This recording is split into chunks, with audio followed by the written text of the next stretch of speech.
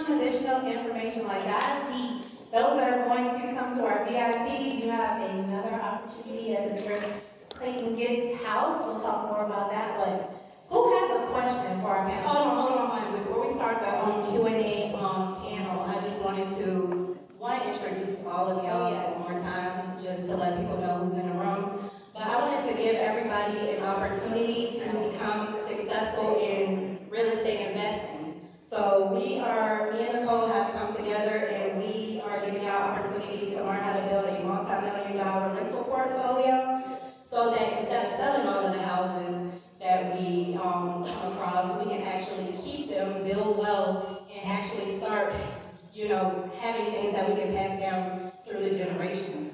A lot of us right now, some of us in the room, we've been in the game 20, 30 years, and the only house that you own is the house that you live in. So then that takes us to how do you retire? So it's super important to become an investor and start creating your own opportunities and creating your own inventory and handpicking what you want to keep for yourself. So that brings us to the next point. We are offering a course on which you can build a multi-million-dollar rental portfolio, or if you've already started, you can grow it. We are going to send out the link. I'm going to put that on Nicole, because y'all know I am just the face of things. Nicole is really the executor. You are going to learn how to grow your rental portfolio. I know a lot of us don't have any property, or we haven't started our rental portfolio, so we're going to build that. The price is going to be $5,000, but since you're here today, we are going to allow payments, and we have the link for $2,000. So putting that out there, grow your rental portfolio, and then I wanted to kind of just get into who we have on the panel, because some of these people y'all didn't see. Of course, y'all know Vince. Vince is the money coach. He can, show you how to budget, save, how to reach your retirement goals. But we also have Jared Davis on this panel. Jared, in the course of 4 years, bought over 100 houses. So I want y'all to ask some questions about that, because how many people in the room have who own over 100 houses? Is there anybody else in here like that? Own over 100 houses? So we got Jared in the house. Then we have Clayton. Clayton probably don't want me to tell y'all this, but Clayton made 6 figures a month doing nothing. Okay? Absolutely nothing. He don't even we're not even getting into the money that he actually earned. He makes 6 figures every single month doing absolutely nothing. I know y'all want to hear about that. Then we have Miss Dana Christian, of course, queen of business funding, taught me everything. She's teaching your mentors.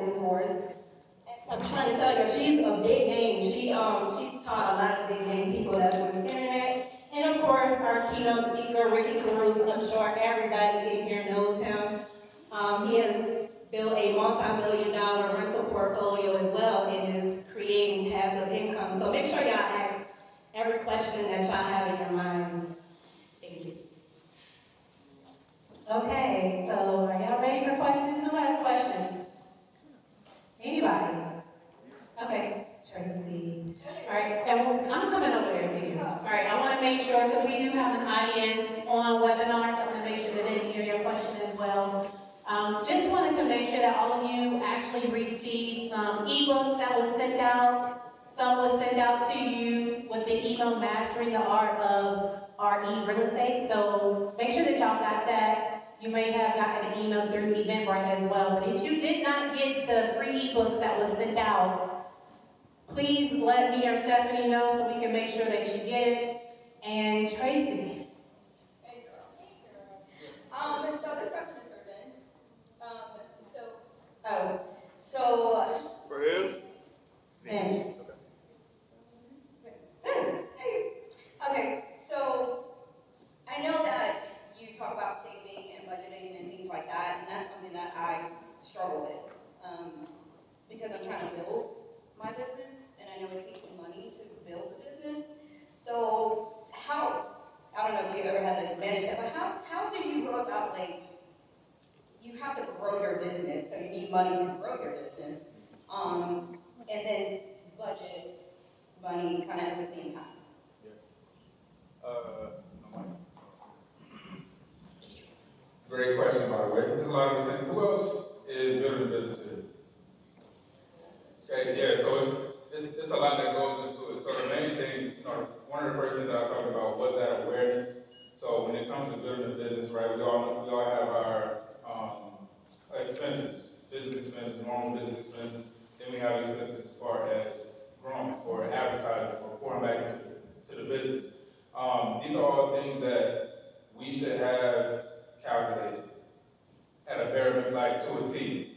Okay, so as far as business and separating your business from personal, your business account needs to be just like your savings rate, where you have 10 to 20% going to savings. On the business side, you're making income from a business, you need to have that allocated as well. So on a bare minimum, 30% towards just business operating expenses or growth, 30% taxes, 30% profits or paying yourself. That's a very simple breakdown to do that, just so that you have awareness of exactly what you need to do and how you need to set that up. Does that make sense? Yes.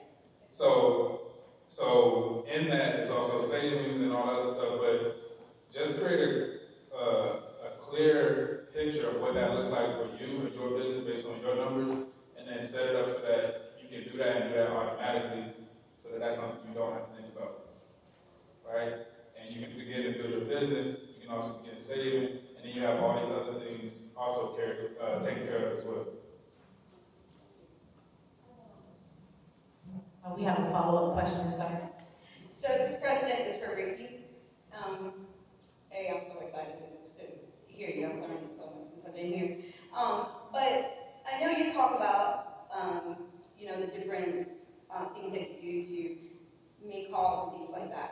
How do you feel about online, like Zillow, Realtor.com, people that pay for those leads? Because I spend like a crap ton of money on leads, and I want to get away from that. Yeah. But I still need to figure out a way to continue to get business. I mean, I think I rely a lot on Zillow and Realtor.com, and I think I do a pretty good job of converting. But it is a lot of money, and I feel that I can be doing something else with that money besides spending it on that. So what would you suggest for that? How much do you spend on leads? How much do you spend on one lead? On one lead? Yeah, one lead. I don't know. I haven't even. Well, that's a problem right there, right? You don't even know what you're spending. That's problem number one, right? But secondly, when you get these leads, right, you got to call them, right? Yeah. Now these leads you're at the mercy of what leads Zillow and Realtor.com want to give you at that point, right? So they're just random leads. You have no control over who the person is, okay? Furthermore, these leads they're random, and you still got to call them, right? And they're people in the market. Okay? They're just people that more than likely live in the market, right? I mean, you'll get some relocation leads, and I'm talking about those, but most of them are going to be probably people that live around there, I would think, right? Unless you're in a place where a lot of people are coming in, like if they're coming from California or Florida or something like that. But generally speaking, in a regular market, local, okay? And you're paying a number that's embarrassing to say, okay? You know what it is, you just don't want to say it. So what I'm saying is why would you spend hundreds and even thousands of dollars on one random lead when you could spend a penny on the exact property owner that you want to do business with and have the exact conversation? How many of you think, what's the percentage of property owners? You can use this. I'm not going to tell you to use this, but just think about this for a second, this concept. What's the percentage of property owners that have been on Realtor.com, Zillow, any of these syndicated websites in the last 6 to 8 months? And look at property in any kind of capacity, whether they're interested or not. What percentage of property owners? I'll take the answer from anybody. What's that? 80, 100, right? Got to be somewhere close to 100, right? So every single property owner you could get for a penny, and you could call them and say, hey, I'm so-and-so, whatever real estate company came here today, called me 2 minutes during the days of the gorgeous. Listen, I don't want to take too much of your time, but I saw you were looking at some property online. I was just going to follow up with that, see if there's anything in the world I can do to help you. Chances are, you guys just said 100% that they have been looking online at property. So why couldn't you get the same lead, not the same, not random, but the exact person for a penny? I'm going to take it a step further in a second, but the exact person you're going to be visiting with for a penny and have the exact same conversation. If you need to tell yourself this is a Zillow lead and lie to yourself to put yourself in the mindset to call that person and pretend like it's a warm lead when really all the leads are the same, then do it. Now let's take it a step further, because that's a penny. I don't have a penny. I get that. For sell-by owners are for free. Doing open houses are free. Knocking on doors are free. And these are all the same people that you're getting on Zillow, Realtor, all these places, spending hundreds of thousands of dollars on. It's the same people. But you're too scared to call a cold person, not even realizing that it's the same person. You know, realtors get paid for 200 million leads in 2021. 200 million. And there were 6 million transactions. Think about it for a second. Why are we buying all these leads that aren't doing nothing? And it's the same, they're selling you the same contact information that you can get for a penny. And have the same conversation if you really wanted to. But also, to take it a step further, you can do all this for free. Social media is free, for sale by owners are free. Shane that's in the audience, he has 40 listings right now, all for sale by owner, 9 under contract. All for sale by owner. For sale by owner is good. I hate for sale by owners. But not right now. The market's tight. The market's tight. They raised their hand and said, I'll sell and I don't have an agent. That's a free lead. Free. Knock on doors, social media, open houses. Free. There ain't no excuses. You can bootstrap your business and build your business for $0. All the way to the end of your career, $0. You don't have to spend $1 on your business forever.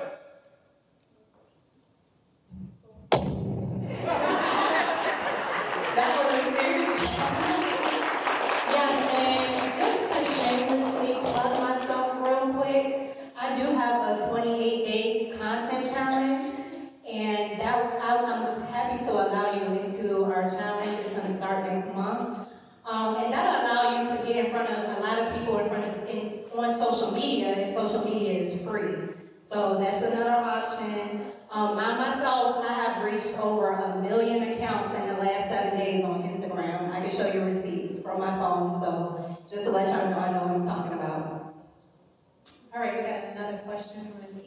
Yes. Hello. So I am a new agent, and I'm starting off. And I thank you guys all for the amazing, valuable information. It's completely life-changing. I'm actually looking forward to going home and discussing this with my partner about our future plan. But one thing I would like to ask each of you, if you guys could make it short. As a new agent, if you guys were to go back and start over, what would be the #1 thing, for the bit of advice that you would give to people? If I were brand new, I had to start over today. Yes, sir. All right. There's this website. Okay, write this down. ZERODO.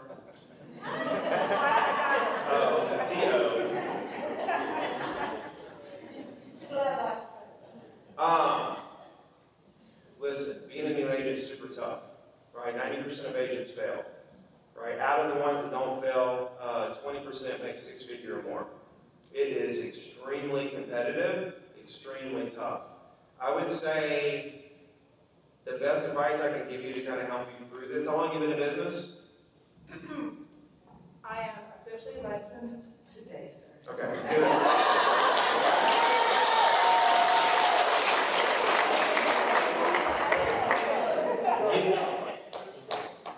Trying to tell a new agent how to build a business is basically like talking Chinese to them. Okay? The best advice I can give you is that every single agent goes through the same process as a new agent, okay? You come in high on life, excited about this new opportunity. After a couple weeks, you become a little frustrated because you realize there's a mountain of knowledge you're not going to learn in a day. And then after a few months of not busting your ass, not selling anything or becoming close, you become extremely disappointed. And so you start out high, and then you have this really high, and you have this really low.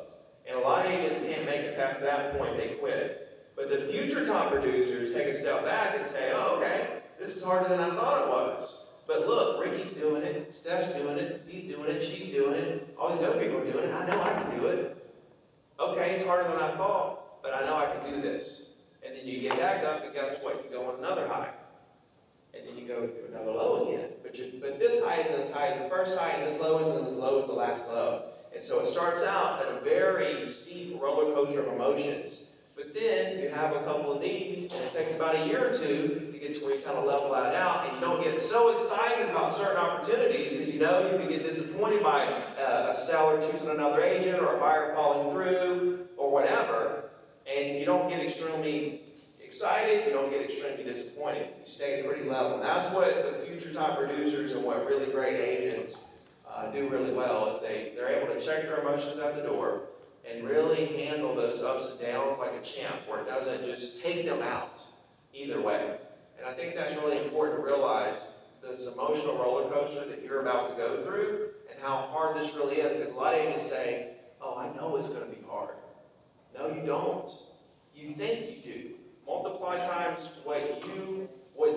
how hard you think it is now, okay, multiply that times 20. And that's how hard it's actually going to be in real life, right? So, be in it for the long haul. It's not about the X's and O's of this is what I will do every day. You can learn that anywhere. Stay busy talking to people, try to help people buy and sell real estate, put it in your database, send emails, do social media.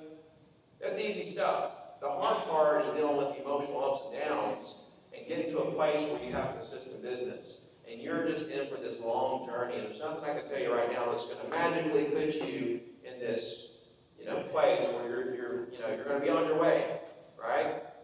Good luck. Yeah. And for me, I tell you, you need to set your expectations up front of how many people you're going to talk to a week, because we train new agents all the time. We have morning huddles on our team, and when you get a new agent, it's amazing to see what their goals are for the day. You can ask them, they say, well, I'm going to set up an open house for the weekend. And then you say, okay, and then at 8:45 to 5 p.m., what are you going to do, right?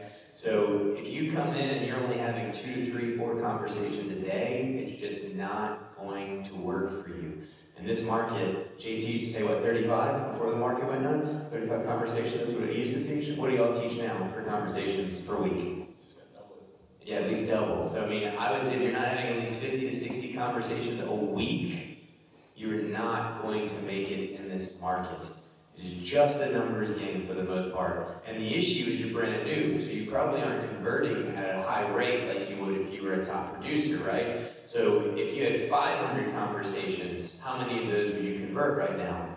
Well, likely it wouldn't be 500, likely it would be very low. So the more conversations you have, the better you're going to get a conversion. But if you don't get those 50 to 60 conversations in a week, you're going to get very discouraged very, very quickly. It's just a numbers game. So count your conversations, count your attempts, so you'll know every week I need to make this many attempts to get this many conversations to get this many closings. It's that simple.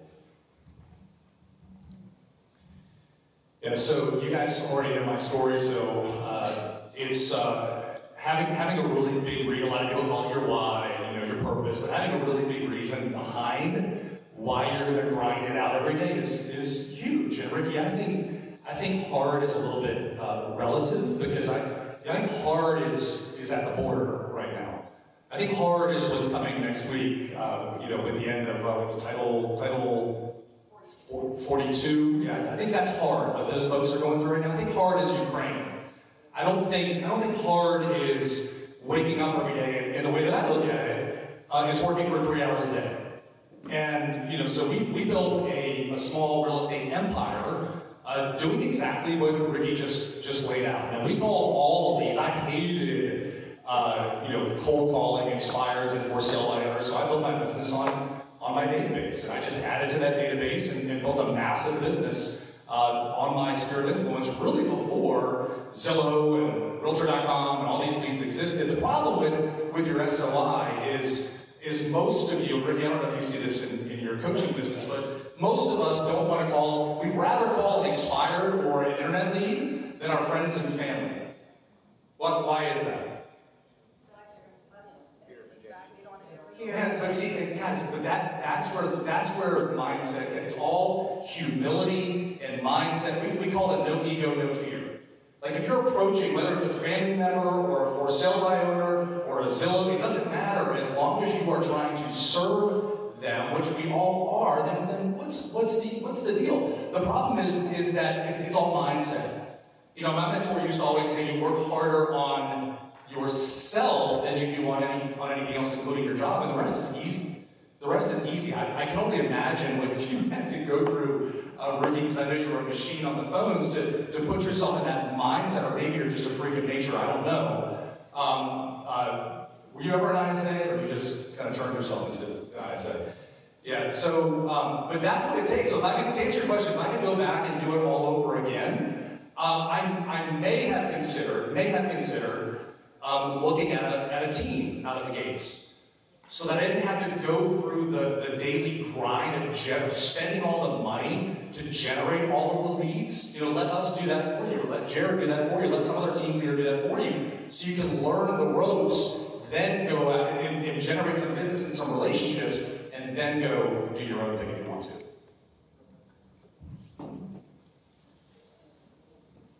Good afternoon. This question is for Jared.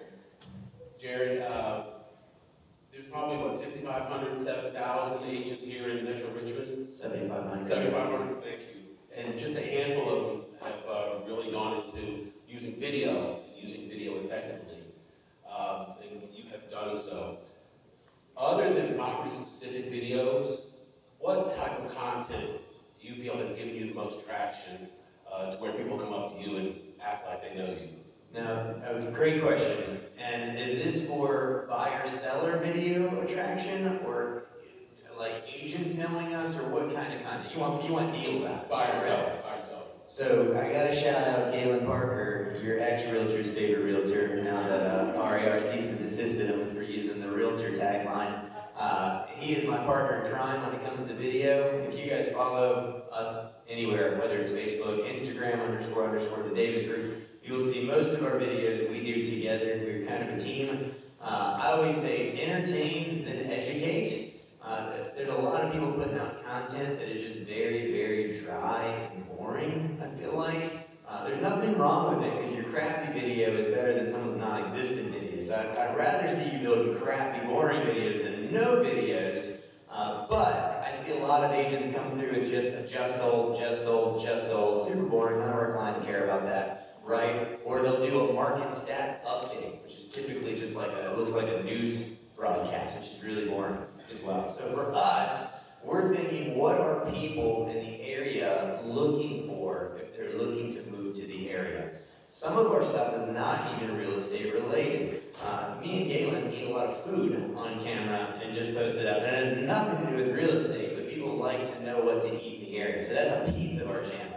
You also think, what are people Googling if they're Googling the area, right? They want to know what are the best areas to live in, what are the daycares, what are the schools, how much does it cost to live there, what are the pros, what are the cons, what's the difference between the counties, the cities, the suburbs, the rural areas, right? So for us, we try to get in and break down each area individually, how much house you can buy for your money, and it doesn't have to be high production. Sometimes we have a videographer that's there, they can edit everything, but we've gotten to the point where we'll even go out with a gimbal and film on our phones, because phone cameras have gotten so good. We'll send it off to Fiverr, third party it, and we can do a video for very, very cheaply and essentially produce 1 to 2 a week. Now, we've been so busy, we've gotten bad at it, but we're back on for filming Thursday, and we found that we are consistently picking up buyers and sellers on YouTube just because of that. And then again, like you said, you're asking the questions, so obviously you're seeing the content, so it goes a long way for people knowing who we are in the area.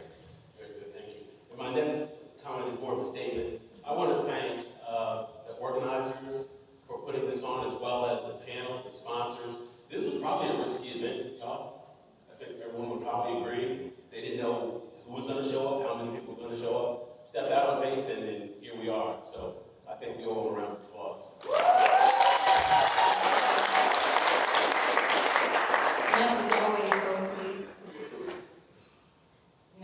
question who wants to go over?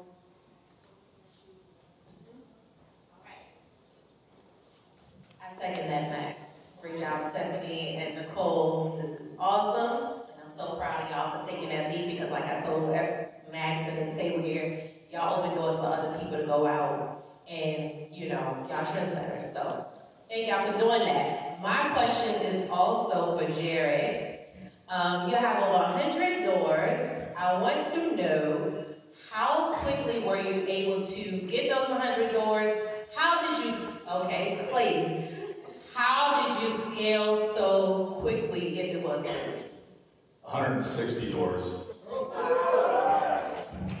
Excuse So I've me. sold, he said it, not me. So I have sold some. I counted it up because I thought people may ask. So I sold 29 technically a week and a half ago. One was a flip and 28 we're holding. So I'm down to 96 right this second that I personally still hold. I just need to deal on 154 units that we're going to be building in the north side though. And I'm 1031ing some money. So I think we're landing at 250 without the 1031 deal, and then hopefully over 300 doors of some kind in the next 3 to 4 months. So to answer your question, the simplest way I think is partnership. Like Clayton said earlier about getting in the room to sell real estate, you have to get in the room for these investments as well. You know, Ricky, you're looking to buy, what'd you say, $100 million worth? Are you trying to buy anything by yourself with no help, assistance, or fund? No, right? So a lot of people get caught up in this weird thing where you say, well, I'm in 300 doors, and they're like, but what percentage do you own of these 300 doors? I don't care at all about that, as long as I'm making my cash flow number. So it's not a matter of how many doors I own, it's what I'm making. I just so happen to have put a number on it. 500 is the amount of doors I want to own in 5 years, right? So that is my big goal. But ultimately, it started small. The first rental I ever bought was an 8-unit apartment building in Norfolk. It was not a huge undertaking. I had one partner. We bought it for $820,000. So a little over $100,000 a door. We renovated the units. We refinanced our stuff back out. How many people burr or know about the burr method, right? And there's not enough hands that raise for the burr method, right? It should be like real estate 101. So we should definitely have more stuff on that. I always think I come and talk about it. I think I'm boring everybody. And Definition real quick for burr? Buy, renovate, rent out, refinance, repeat, right?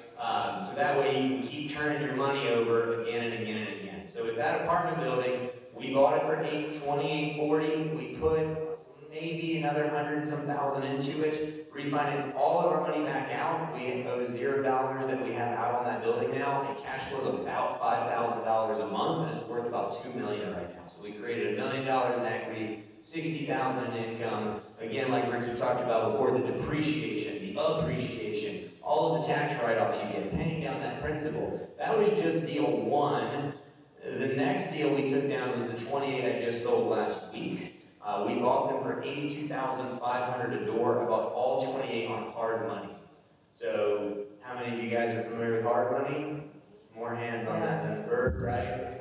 It's just non-conventional lending, right? Think loan shark, but they hopefully won't break your legs if you don't pay them back. High interest rates. So I don't recommend most people, if you're just jumping in, to buy 28 hard, right? That's a big interest payment. It's about $25,000 a month that we have to spend on that. But we cracked our numbers down, we dialed them in, we pulled our reno budgets, we put up a little cash, we held this for 36 months. We were in it for $2.6 million, I just sold it for $3.89. So I made $1.3 million last week on those 28, and we're now 1031. See, you don't have to do it at my scale though. So a lot of people say, man, how did you get 250 in 36 months or 40 months, right? The short answer is partnership. People that are smarter than me, that have bigger pockets than me, I add my value. Can you guys add value in some way? Is it finding the deal? Like Ricky said, call me, bring me the deal. He'll fund it, right? Maybe it's the funding. Maybe you suck at finding the deal, but maybe you're selling 50, 60, 100 houses a year, and you say, man, I've got 500,000 to play with, 50,000 to play with, 100,000 to play with. Just because you have 100 doesn't mean you have to go out and buy a $100,000 house or even 20% down on a $500,000 property. It could be getting in on a syndication deal, right? And raise your hand if you know what syndication is. I know, okay, I just like to see the hands. I like to see the hands. Like, don't tell me what to do. I'd like to know. Who knows? So syndication is essentially, or Ricky, you're doing this now, right? Yeah. So I'm doing a lot of what Ricky's doing. I've seen him. It looks like you're doing self-storage syndication, right? What's up? Self-storage syndication, like multifamily. Okay. So Ricky, I'm just pumping a plug. Ricky some more. I see what you're doing. So syndication, essentially, you could be either a limited partner or a general partner. A limited partner means you got no say in this deal, but you do have some cash. So they say, hey, you give us X amount of cash, here's the returns that we're going to try to give you over the next 3 years, 5 years, 7 years, depending on what it is, right? Then you have the GP, the general partner. That's the guy that goes out and finds the deal. He says, man, this $40 million building is a great project. I'm going to hold a decent amount of this ownership, but I don't have the $13, $15 million that I need to make this work. So the GP needs the LPs to make this work, just like the LPs need the GP, because maybe you don't have the information to go out and get a land deal, to develop a deal, to build an apartment building, right? But they're both crucial parts. So I'm a GP on some deals, where I found it, I fund it, I own the majority, but I'm also LPs on deals as well. So there's some local development companies that have reached out and said, hey, this is what we have, we'll let you seed in and be a GP, but we also need you to raise this LP money. So again, my thing is, what's your skill? Is it money? Is it finding the deal? Is it funding the deal? Are you strong on taxes and can go get personal guarantor on these deals? You just have to find your value. For me, it was finding it, and I wanted to scale fast, but it doesn't have to be that fast for you. You can go out and grow one single family at a time, and you can do multiple a year. You just have a little bit of cash to start. That may lead to more questions, I know. Okay. And just while I'm walking over here, it's so crazy that y'all ask me all these business credit and business funding questions, and we have my actual mentor, the #1 person in business funding, and y'all have no questions. It's crazy. You answered them all. So this is, I guess most of you guys touched on it. I just want to, just please speak on the importance of, because everybody talks about success, but the importance of sweat equity and having systems in place. And that's for anyone you guys. I'll run a short one since I had a long answer last time.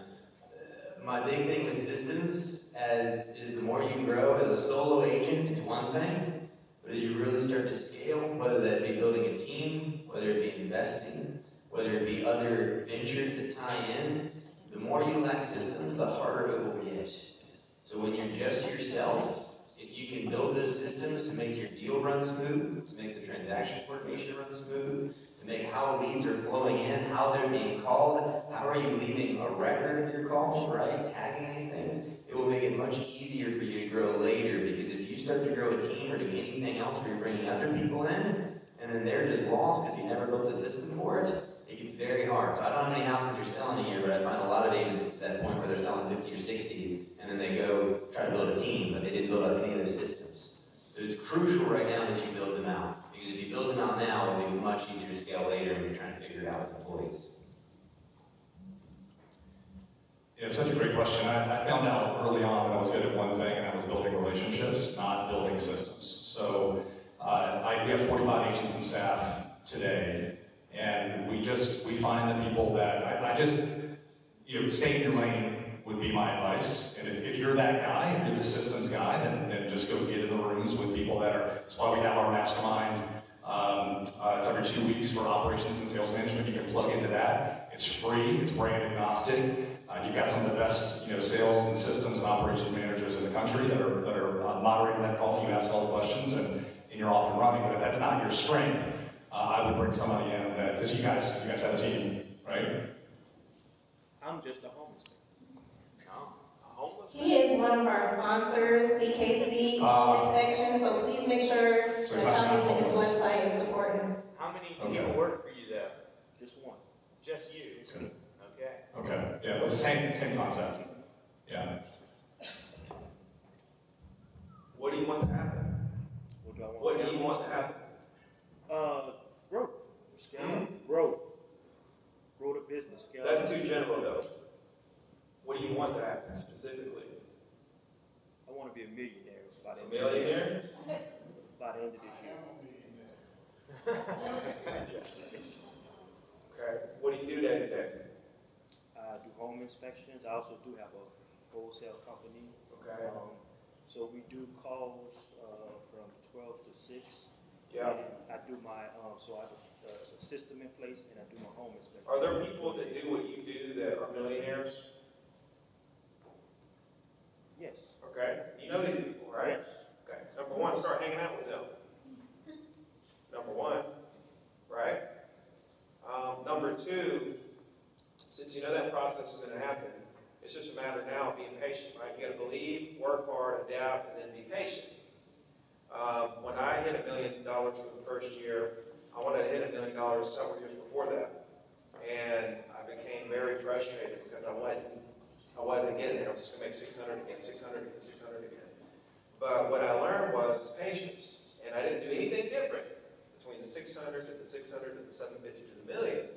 I didn't do anything different. It's just a matter of the snowball happening, right? Beginning to roll downhill, getting larger and larger in terms of my influence, money I'm saving, what I'm investing in, things like that. I'm not a go build a company full of 100 employees kind of person, right? I know guys that have 100, 200 employees, they do 20 million worth of sales, education businesses, this, that, the other. I found my place in the world, and that is being a partner with those companies, using their employees that they work so hard to build as if they're my own employees. They're being a partner and an affiliate with companies. I'm partners with lots of different companies, but I don't have a single employee myself. I go to sleep every night with peace, and I don't have anybody that is dependent on me for their livelihood. Right? I can partner with these other companies and help them grow through my brand and not have a hand in the expenses and liabilities and all of these things, right? So think like he said, stay in your lane, right? Figure out where you place in the world. Hang out with people who are doing what you want to do, and you'll find that the systems will fall in place. Sometimes people try to hear that systems, so they try to force some systems. Let it happen, right? You want to become a millionaire? Just let it happen. Quit trying to force it so much, right? Right? Just one more point. So, have you heard of or read a book called Traction? Okay, so I would go buy that book. So when we were a hot mess under the hood, when we were struggling with our systems and struggling. So who has issues in their real estate business today? 3 of you. Okay. All of you. All of us have issues in our real estate business. Here's the problem. Or your business, how are you solving those issues? Consistently and efficiently? Or are they just floating around up here or on a yellow pad? Okay, so Traction is an issue-solving operating system. And it's easy, which is what I love. Rocket Fuel is the kind of the next level where you bring in, that's really, Steve Jobs did not build Apple. Steve Wozniak built Apple, right? Or was one of the folks that built Apple. Steve Jobs was the visionary. You're the visionary, right? That's why I say stay in your lane, cast the vision, and then eventually you're going to find your integrator that's going to go build this for you. I sleep really well at night. I don't run my real estate company. My GM runs my real estate company. Right? So I don't hire anybody, I don't fire anybody, I don't manage anybody. He does. Now it took years to build that. I did in the beginning. I did what I had to do, even though it wasn't my lane, until I could afford to surround myself, to hire the people, to surround myself with people that could manage that for me. I think Traction would help you a lot. Okay, moving forward, I did want to plug this in. If y'all are looking to become a millionaire, the way to do that is to buy and hold cash flowing assets that build equity over time. So you're not having to hustle the whole time. And there are some of us that make lots of money in here, $300,000-$400,000 a year. But if you're not investing it into cash flowing assets or using your money smart, then 10 years from now you're going to look up and you're not going to have anything because you spent your money on things that really don't give you any type of return. So if you want to become a millionaire, start holding property, especially since most of us are realtors. So here's the next question. Hello, this question is for Ms. Dana. So any tips and tricks that you have to share to, I guess, make your personal credit and business credit profile more appealing, or things that will, boost your credit score fairly quickly to make you more attractive? So with your personal credit, making sure you don't have any negative items, which is collection charge-off and bankruptcy, keeping your utilization low, and applying for credit cards like the credit unions that's going to give you those high limits.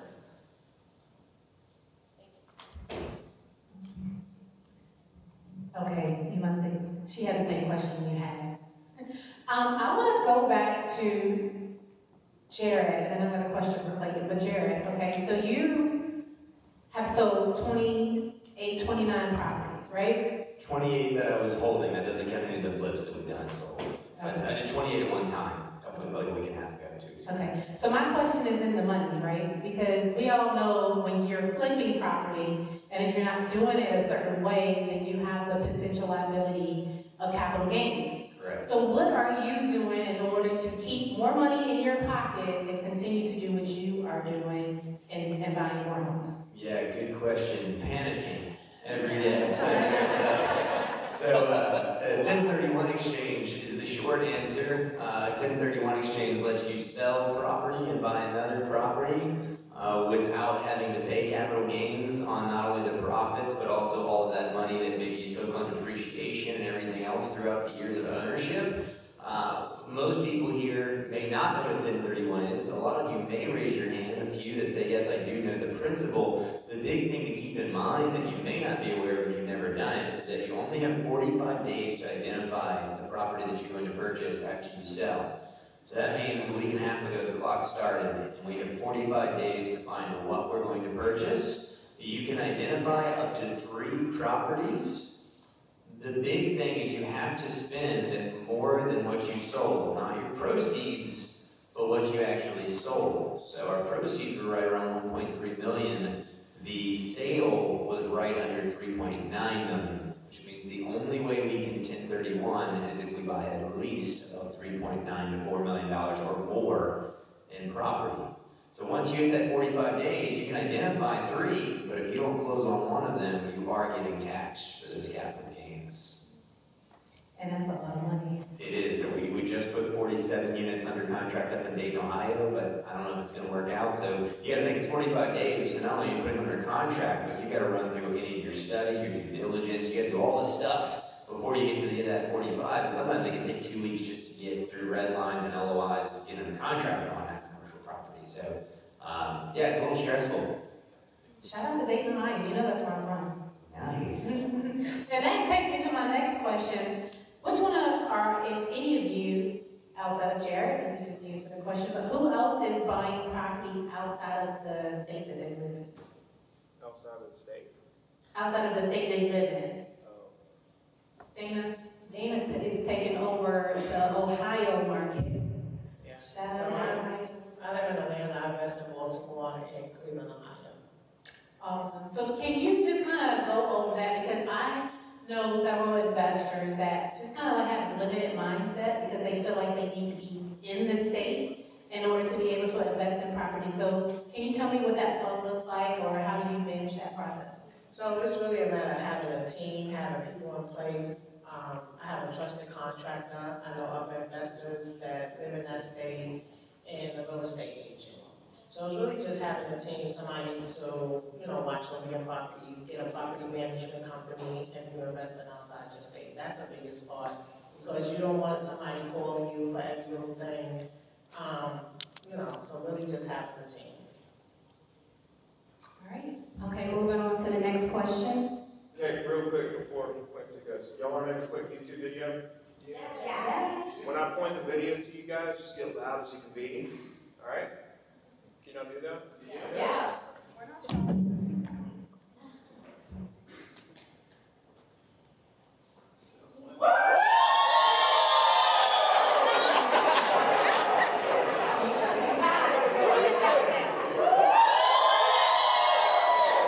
Where's play at?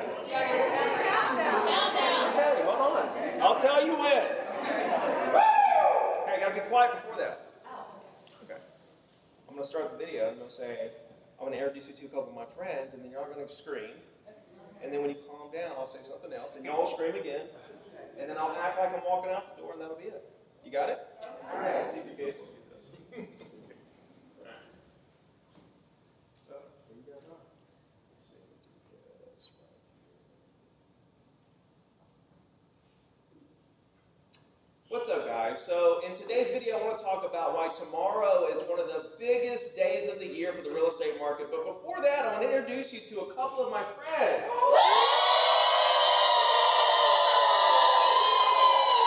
We're coming to you live from Richmond, Virginia. Did you guys enjoy the event today? Yeah! You guys know real quick, it was just a little quieter, so I can tell you guys what's going on tomorrow. And that's how you do it. All right, hello. This one is for Ricky. Shout out to Go. So I just started doing the weekly email. I'm actually going to send my first one out tomorrow. I just had a question. How did you decide to send yours out Wednesday? And do you think it's a certain day and time that's best that gets the most opens? Doesn't matter. It's kind of like making calls. Doesn't matter when you do it. For sure. And then circle prospect. So I do it 3 hours a day, try to make in between 100. For real? Yeah. When do you have time to bench press all that much? 5 a.m. Every morning, that's Jerry. But so when you're prospecting, how many calls do you aim for? How many attempts do you aim for? I don't. When I'm calling, I just want to call for the amount of time I allotted and committed to calling. So if it's 3 hour or 2 hour, whatever it was, and I decided I want to call for 2 hours, I don't care how many calls I make, how many dials, how many contacts. I can't control that. I can't control it if I talk to 3 people that want to talk for 30 minutes this day, and then nobody answers the next day. And then I talk to 1 million people the next day for 3 minutes apiece on average. I don't know how the call sessions are going to go. You're going to have good call sessions, bad call sessions, people that want to talk, people that don't want to talk. People are just mean all day, and people are happy all day. You're going to run into all kinds of stuff. So just stick to the hours you time blocked to call, ignoring everything else until that time's up. Like if you were showing property, and you're in front of your buyer, you're walking through a house, and a fire's calling. You know, one of those fire situations that everybody thinks that they can't let go for a couple hours, like an inspection or repair didn't work. A buyer that wants to possibly write an offer or something, right? And you're in front of your buyer, and you see him on the caller ID, are you going to answer it? Yeah. You're going to answer it you're right in front of your buyer you're showing a house to. You're going to answer your phone in front of your client that you're showing a house to? No, you're not. No, you're not. You're probably not even going to look at your phone, right? So why can we ignore the stuff when we're doing certain tasks, but we feel like those tasks are going to get in the way when we're doing these other tasks, like making calls? You got to pretend in your mind that when you're making calls, it's the same. It should be at the same level that you're showing property. This is a do not disturb period of time that you have to take advantage of to build your business, because you're building a business for 2030. The seeds that you're planting are going to come to fruition most likely in a couple of years. You'll get a couple here and there, and that's what's going to create that 2023 volume. But the majority aren't going to blossom for years from now, right? But you got to keep the consistency up. That's what creates a snowball. Think about this. Every call session you miss pushes your dreams out another 6 months. If it's going to take you 5 years to get there, and you miss a call session, now you're 5 months, 6 months out. Miss another call session, now you're 6 years out. That's good. And this is for Jerry. So what would you say to anybody out there that's looking to get their first property? Would you say if it's someone like myself, young, would you recommend them to get a first flip or for the first property to be a rental? What would you say? I don't care as long as you get it. I think the flips have created good income for me to buy rentals. But as someone, Quincy's on my team, so you know, if you find the deal and you bring it to me, we're either flipping it together, buying it together, you're getting paid somehow. So I just say find the deal, we can figure out the money. That's the easiest part of anything. Finding the deal is always the hardest part, flip or rental. You find a deal, we'll find the money. Okay, next question. This is more so for Dana. I come from a real estate background. I'm from Richmond, but I lost my business due to mismanagement of everything. So I'm kind of starting over from scratch. So within the first 1 to 5 years, how should I structure my So as far as real estate investor, because I'm not a real estate agent. Yeah, no, I'm investing. Yeah, I'm Investor? investing. So I would say definitely work on your credit and leverage your credit to buy properties. Okay. That's what you were talking about? Yeah. Okay. Okay, we got time for a couple more questions, but before I pass the mic, Vince, I have a question for you. When it comes to personal financing, is there a formula that you utilize when it comes to savings percentage? What should you spend on, say, on monthly expenses, vacation, emergency funds, all of those things, taxes or whatever? Do you have like a formula or percentage from the income that you receive on how people should allocate that? Yeah, so it's gonna be different for each person, right? You mentioned personal finances, personal, for a reason. So everybody's gonna be different based on what's important to them. So some people like vacationing more, some people, are like me, just business minded and want to, invest all their money. So, it's gonna be different for each person. But as far as just minimums and like baseline stuff, from a savings standpoint, I think that 10 to 20% savings rate is a really good starting point, right? That's going to put you in a really good sweet spot as far as just being able to save, and that's a percentage of your income. So if you make, $1,000 a month, 10, 20% of that is $100 to $200, and then you scale that up from there based on how much you make. But, that's a really good baseline to start. If you aren't there yet and you want to start at, 5 or 3 or wherever you are, and then work your way up there, but know that once you get there, that'll be really good. Same thing with investing. So, one thing I didn't mention while I was talking about is once you save, or once you stack up, a certain amount of money, there's really no need for you to save anymore unless you save it for something specific, like a down payment or something like that. You don't want to save if inflation is going through the roof, right? All that stuff is, you're losing value in your money. So you want to invest as much as you can once you save up, that dollar amount, whatever that amount is for you, right? That's 10,000, 15, 20. For most people, that's 6 to 12 month expense side. That'll be pretty good, and then you just invest from there. So as far as saving and investing, that 10 to 20% is good. That's the minimum. Okay, you can always, based on how much you make, you can always save or invest more. I'm at close to 50% now. So I'm saving and investing and pouring a lot back into my business and, to any other ventures and stuff that I want to get into. So, it's all based on you and what's important to you. I would say on the, home side, as far as, mortgage or rent, that shouldn't be no more than, 25 to 28% of your income. If anything more than that, then you're gonna be struggling for everything else. The prices are already up, right? It's already expensive living everywhere. So, having that parameter would be pretty good as far as just understanding your money and where it's at and allocations and everything on that side. So, the other one that I mentioned was the debt-to-income ratio. That's less than 36% of your income should be paying debt, right? The lower, the better, of course.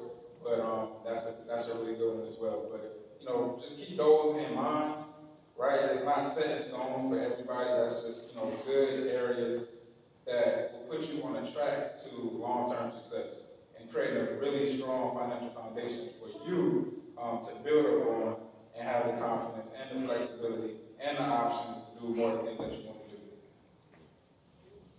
Thank you.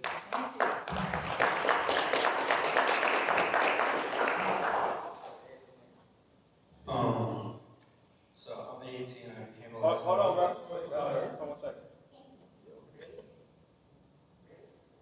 Let's go!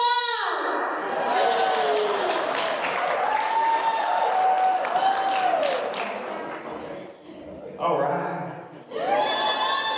She wasn't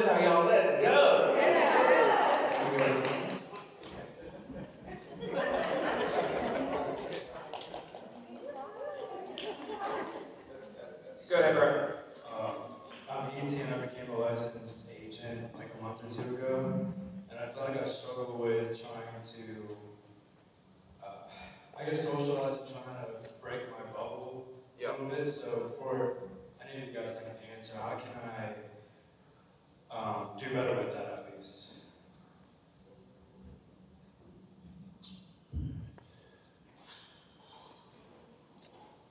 Everybody goes through the same thing, man. So the fact that you feel this way, you should feel like, yes, I'm on the right path, right? And secondly is nothing's going to just flip. It's going to be something that happens gradually over time, and it's going to be based on how much consistent action you put in to talk to people and to put yourself in those situations. That's all it is. It's really that simple. The problem is, it takes a long time. And that's the part people can't stomach.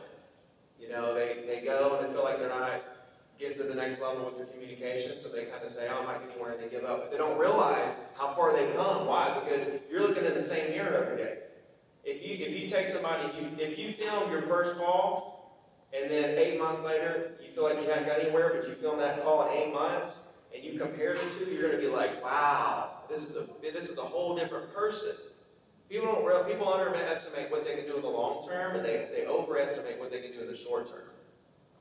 So just think really long term and just continue to force yourself into those situations, because real estate is predicated on you talking to people you don't know to help them buy and sell real estate, and building those relationships and turning those people you don't know into people that you do know. That's the whole business right there in a nutshell. And so just realize that and understand that the only thing between you and $1 million a year are thousands of one-on-one conversations with people in your market. Either you're going to have it, or an ISA is going to have it, or somebody's having a conversation with somebody for business to happen. So go out there and have those thousands of conversations as quick as you can so you can get to that $1 million. Okay, I got one more question, and we're going to wrap this up because we are past time. It's 4:05, and you are the gentleman that I am asking the question to. This is Clayton Gibbs. So the question is, if I am an individual agent wanting to start a mega team, what are the steps? What are the first people that I should look at hiring, and what are the steps in order to be able to create that team? Wow. So just real quick, I just want to go back here to this young man's question, and then I'm going to briefly as possible touch on that. Yes. So you guys ever heard of a guy named Darren Hardy? As Jared would say, raise your hands if you've ever heard of a guy named Darren Hardy. Okay, Darren's kind of a personal development guy and a former publisher of Success Magazine.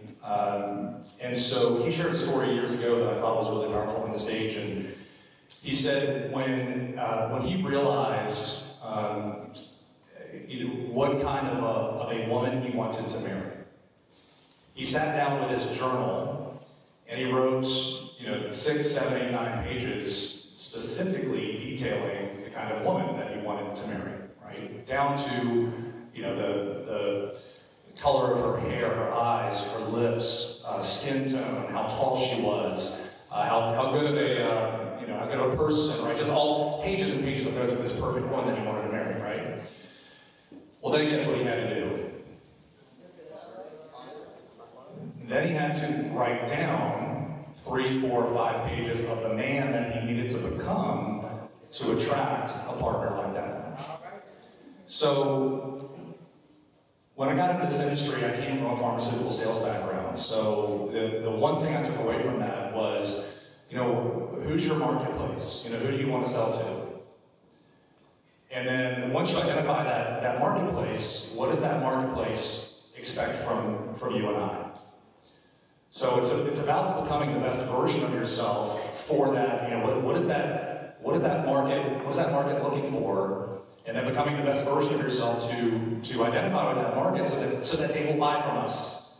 So I knew what my market was, and I worked really hard. I continue to work really hard. Look, we get paid a lot of money to articulate our value proposition to the marketplace. But I didn't want any excuse. When I came from pharmaceutical sales, I would show up in suits, because that used to be the market. It's relaxed a little bit now, right? We don't have to look like this on every appointment. But Jared does, and it gives him an edge. So just make sure that you're not leaving any excuses on the table, as you're out there building your brand and your business, right? So, does that make sense? Yeah, okay, good. As far as building a mega team, not everyone wants that, and I totally respect that and understand that. Ricky is like anti-team, anti-mega team, and I respect that. I respect the freedom that he has, because I certainly did not have that for many years, right? But when I got into this business, for whatever reason, I didn't think. I got in a room with a bunch of people that had these big teams, right? And so very early on, I stopped thinking like a real estate agent. I started thinking like a business owner. And so I think we're in this industry where if you look at attorneys and doctors and all of these other industries, like if I go into my dental practitioner's office, he's got 4 or 5 other dentists in the office. Who checks me in? Is it the dentist? Well, that's what we do, right? As real estate agents. Who comes up and gets me and takes me to the back? Is it the dentist? No, but that's what we do. Who cleans my teeth? It's not the dentist. It's one of his 15 hygienists, right? But guess what when I see the dentist? For surgery.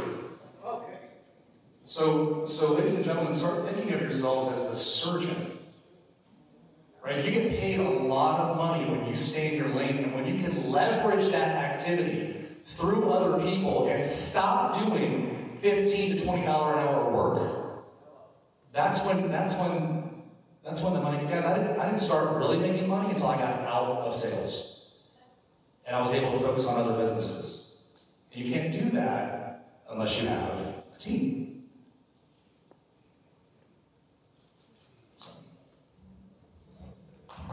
All right, let's give our panelists a hand.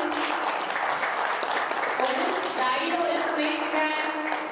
Where is my co-host at?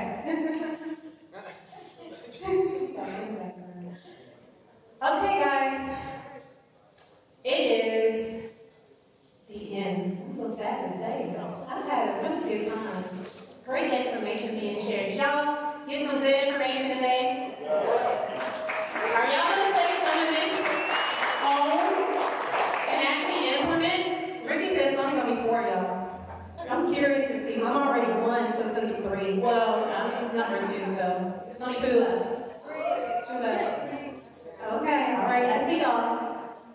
So what we're going to do now, we're going to wrap up. We do have a happy hour after this as well, so this is a networking event. Those who said that they were going to come and stay, we're going to be going over to the other quarters, but make sure that y'all connect with each other as well. We got drinks on us.